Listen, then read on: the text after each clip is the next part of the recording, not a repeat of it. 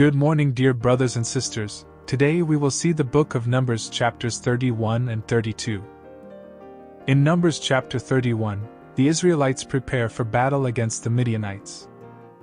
Under the command of Moses and with the guidance of God, they engage in a campaign to avenge themselves for the deceptive actions of the Midianites. God instructs Moses to choose 1,000 men from each tribe to go to war. They gather their weapons and set out to fight against the Midianites.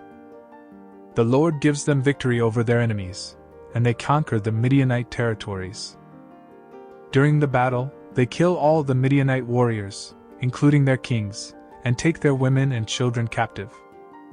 When the Israelite soldiers return from the battle, Moses is angry with them because they spared the lives of the Midianite women who had seduced the Israelites into worshipping their false gods. Moses orders the execution of all the women who were involved in leading the Israelites astray, as well as any male children. The spoils of war, including the livestock, plunder, and captives, are divided among the Israelites, the soldiers, and the Levites. A portion of the spoils is also dedicated to the Lord as an offering. Through the events in Numbers chapter 31, we see the importance of obedience to God's commands and the consequences of turning away from Him. The Israelites are called to maintain their devotion to the Lord and not be swayed by the temptations of other nations. Dear brothers and sisters, let us learn from the lessons in Numbers chapter 31 and strive to remain faithful to God in all our actions and choices. May we seek His guidance and strength to overcome the temptations and challenges we face, and may we honor Him in all that we do. In Numbers chapter 32, the tribes of Reuben and Gad approached Moses with a request. They noticed that the land they are currently in, on the east side of the Jordan River, is suitable for their livestock. So they ask Moses if they can settle there instead of crossing over into the promised land with the rest of the Israelites.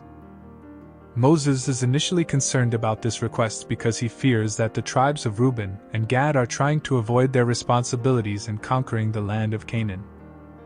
He reminds them of the previous generation who disobeyed God and were not allowed to enter the promised land. The tribes of Reuben and Gad assure Moses that they will still join the other tribes in the conquest of Canaan. They propose that they first build fortified cities for their families and livestock, and then send their warriors to fight alongside the rest of Israel until all the land is conquered. Once the land is secured, they will return to their families and settle in the lands they requested. Moses agrees to their request on the condition that they fulfill their commitment to help their fellow Israelites in the conquest of Canaan.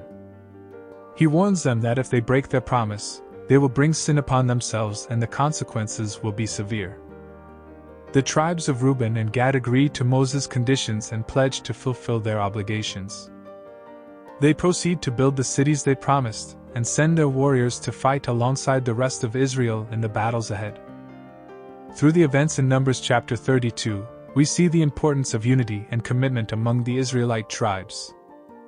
The tribes of Reuben and Gad show their willingness to support their fellow Israelites and honor their responsibilities.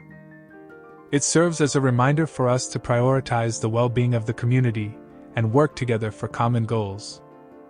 Dear brothers and sisters, let us learn from the example of the tribes of Reuben and Gad in Numbers chapter 32. May we remain committed to supporting and uplifting one another, fulfilling our responsibilities, and working towards the common good. Dear brothers and sisters, we will continue the next chapters in the next video. Thank you. God bless you.